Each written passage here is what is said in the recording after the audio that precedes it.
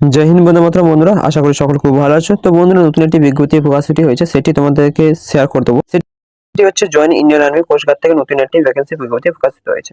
কতটা কি প্রয়োজন সমস্ত ডিটেলস আজকে ভিডিওর মধ্যে আলোচনা করব। এবং বলে রাখি প্রথমত, চ্যানেল নতুন চ্যানেল সাবস্ক্রাইব করে পাশে বেল আইকন প্রেস করে রাখো, যাতে এরকম আপডেট পেতে মিস না করো। তো বন্ধুরা, তোমরা এখানে দেখতে পাচ্ছ তোমাদের অ্যাপ্লিকেশন কিন্তু শুরু হয়ে গেছে। 11 জুন থেকে তোমাদের অ্যাপ্লিকেশন শুরু, এবং লাস্ট ডেট হচ্ছে তোমাদের 25 তারিখ, 25 জুন লাস্ট ডেটটা। ঠিক আছে, বুঝতে পেরেছো তোমরা? তো এবং তোমাদের দেখিয়ে দিই ব্যাচটা কিন্তু দেখে নাও তোমরা। এখানে টেস্ট বলা হয়েছে CGEPT 1 2026 2 2026 ব্যাচ এটা। ঠিক আছে, এখানে বলা হয়েছে যে এডুকেশন কোয়ালিফিকেশন কি দরকার, তোমাদের পোস্ট কি রয়েছে, তোমাদের পোস্টটা দেখে নাও।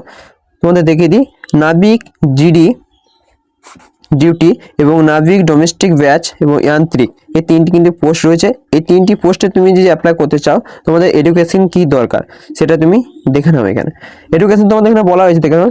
নাবিক জেনারেল ডিউটি, এখানে তোমার 12 পাস থাকা দরকার, সাথে তোমার ম্যাথ ফিজিক্স থাকলেই হবে। এখানে কোনো নাম্বার পার্সেন্টেজ কিছু ব্যাপার দরকার নেই, 12 পাস হতে হবে এবং ম্যাথ ফিজিক্স থাকার দরকার, যে কোনো তুমি বোর্ড থেকে পরীক্ষার দাও না কেন।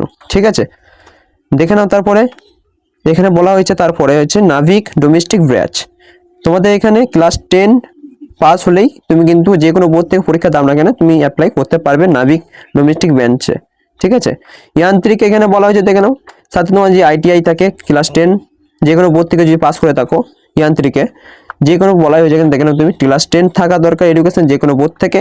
এবং তোমার যদি ইলেকট্রিশিয়ান মেশিন বা ITI যে কোনো পোস্টে ITI থাকে, সেটা তুমি এখানে আবেদন করতে পারো, সেটা তোমার সুবিধা হবে। এখানে 22 তোমরা দেখে নাও যে তোমাদের বয়স কত লাগছে, এজটা দেখে নাও। তোমাদের এজ কিন্তু এখানে ম্যাক্সিমাম বলা হয়েছে 18 থেকে 22। ঠিক আছে, 18 থেকে 22-এর মধ্যে তোমার যে বয়স হয়ে থাকে, তাহলে তুমি অবশ্যই অ্যাপ্লাই করতে পারবে, এখানে কোনো ব্যাপার নেই। এখানে দেখে নাও তারপরে যে যান্ত্রিকে তোমাদের যে জিডি আছে, সেখানে তোমার বয়স এখানে গণনা করা হয়েছে। দেখো না তোমরা যে এই যে এখানে যে বয়সটা দেওয়া হয়েছে, যে ডেটটা মেনশন করা আছে, সেই অনুযায়ী তোমাদের কিন্তু বয়সটা হয়ে থাকে তার ভেতরে, তাহলে তুমি অ্যাপ্লাই করতে পারবে। ঠিক আছে, সেম এইখানে সে একই প্রসেস যেটা বললাম তোমাদেরকে, সেটা একই প্রসেসে, যে এখানে যে ডেটটা মেনশন করা আছে, এই ডেটের মধ্যে তোমার যে বয়স হয়ে থাকে 18 থেকে 22 বছরের মধ্যে, তাহলে তুমি অ্যাপ্লাই করতে পারবে। ঠিক আছে বন্ধুরা, তারপর তো দেখে নাও এখানে কিন্তু SC/ST-দের কিন্তু ছাড় রয়েছে, এবং ওবিসি তো এখানে ছাড় রয়েছে। দেখে নাও তোমরা 5 বছরে কিন্তু ছাড় পাচ্ছ বন্ধুরা। এখানে SC/ST-দের যারা রয়েছে কিন্তু 5 বছরে ছাড় পাচ্ছ, এবং 3 বছর ছাড় পাচ্ছ OBC, এরা ছাড় পাচ্ছে 3 বছর। ঠিক আছে, তো ভালো একটা ভ্যাকেন্সি বেরিয়েছে। এখানে পোস্টগুলি তোমাদের দেওয়া হয়েছে, দেখতে পাচ্ছ পোস্টগুলি। এখানে পোস্টগুলোর বিষয়ে আমি লং ভিডিও করবো না, স্টেপ বাই স্টেপ তোমাদের ইনফরমেশন যে মেন, সেগুলো তোমাদেরকে শেয়ার করে দেবো। তো এখানে একটা দেখে নিই আমি, যেখানে জেনারেল ডিউটি পর্যন্ত তোমাদের বলা হয়েছে যে নাবিক, এখানে কিন্তু ইউআর এর ক্ষেত্রে কিন্তু 99টি ভ্যাকেন্সি রয়েছে, EWC এর 25টি, ওবিসির জন্য 65, SC-দের 46টি, ST-দের জন্য 25, সরি বন্ধুরা, 25টি ভ্যাকেন্সি রয়েছে টোটাল। কিন্তু এখানে তোমাদের 260টি ভ্যাকেন্সি রয়েছে জেনারেল ডিউটি নাবিকের জন্য। যান্ত্রিকে দেখতে পাচ্ছ তোমরা 11। আমি বেশি লম্বা করবো না, ইম্পর্টেন্স শুধু শেয়ার করে দেবো তোমাদেরকে। ঠিক আছে, দেখে নাও ওয়েস্ট বেঙ্গলের ক্ষেত্রে জোন ইস্ট, এখানে প্রত্যেকটা জোন কিন্তু এখানে বলে দিয়েছে, স্টেপ বাই স্টেপ তোমাদেরকে দেখিয়ে দেবো। দেখে নাও ইস্টে তোমাদের ওয়েস্ট বেঙ্গল রয়েছে, আসাম রয়েছে, ত্রিপুরা আছে, মেঘালয় আছে, মণিপুর রয়েছে, নাগাল্যান্ড, অরুণাচল প্রদেশ, মিজোরাম, সিকিম, ওড়িশা। ওয়েস্ট বেঙ্গলের ইস্টে তোমাদের যে জোনটা পড়ছে, এখানে যেগুলো স্টেটগুলো বলা হয়েছে রাজ্যগুলি, সেইগুলো তোমাদেরকে দেখিয়ে দিলাম। এই রাজ্যে তোমাদের ইস্টে জোনে পড়েছে। ঠিক আছে,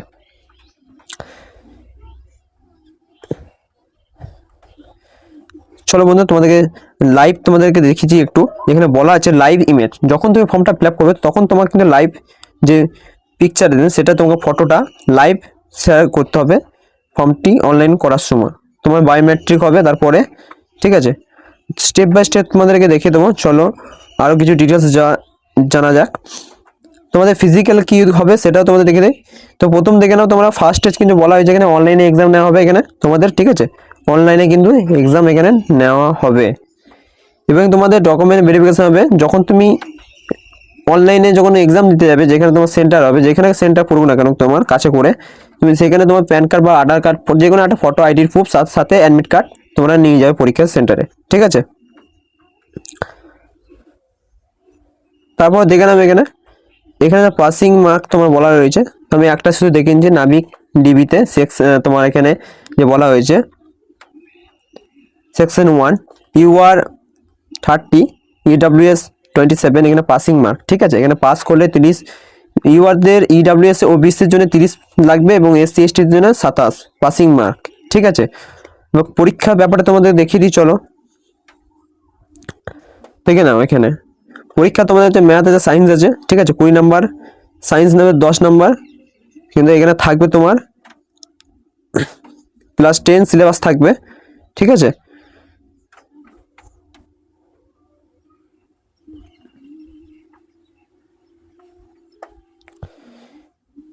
এগুলো তো কিছু দেখার দরকার নেই তোমাদের, স্টেপ বাই স্টেপ তোমাদেরকে দেখিয়ে দিচ্ছি।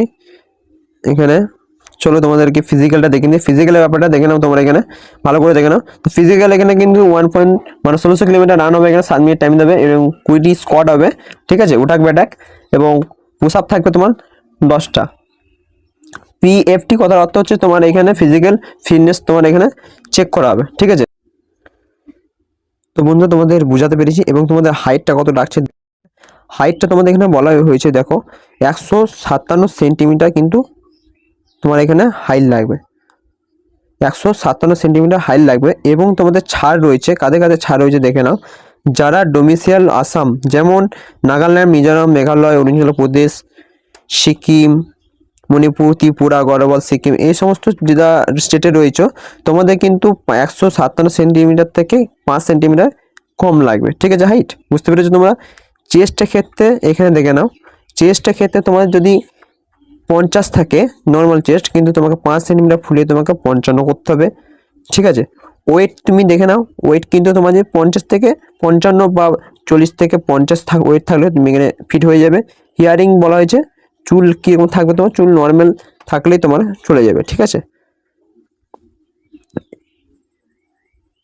কিভাবে অ্যাপ্লাই করবে সেটা তোমাদেরকে আমি দেখিয়ে দেবো, লিঙ্ক তোমাদেরকে আমি প্রোভাইড করে দেবো। বা এইখানে আর একটা বিষয় তোমাদেরকে দেখিয়ে দিই, ট্যাটু থাকলে কিন্তু তোমার এখানে রিজেক্ট করে দেবে তোমাকে। তুমি যদি অনলাইনে ফর্ম ফিল আপ করার পরে টাকা কেটে নেয়, ঠিক আছে, টাকা কাটার পরে যদি তুমি ফর্মটা ফিল আপ করো, সেটা তোমার ভুল। যদি ট্যাটু নিয়ে তুমি নিজে ফর্ম ফিল আপ করে তুমি যদি জেনারেল ওবিসি হয়ে থাকো, তাহলে তোমার টাকাটাই পুরোপুরি জলে চলে যাবে, ঠিক আছে। প্রথমত সময়কে বলে রাখি যে ট্যাটু থাকলে তুমি অ্যাপ্লাই করো না। তো গাইস আজকে এইটুকুই, তোমাদেরকে যা যা ইনফরমেশন পেয়েছিলাম সমস্ত কিছু শেয়ার করে দিলাম, যে মেন টপিকগুলো, ঠিক আছে। তোমাদেরকে লিঙ্কটা প্রোভাইড করে দেবো, এবং বা তোমাদের পিডিএফটা নোটিফিকেশন আছে সেটা তোমাদেরকে প্রোভাইড করে দেবো, আমার টেলিগ্রামে যুক্ত হয়, সেখানে তোমাদেরকে আমি দিয়ে দেবো। তো বন্ধুরা আজকে এইটুকু, জয় হিন্দ, বন্দে মাতরম।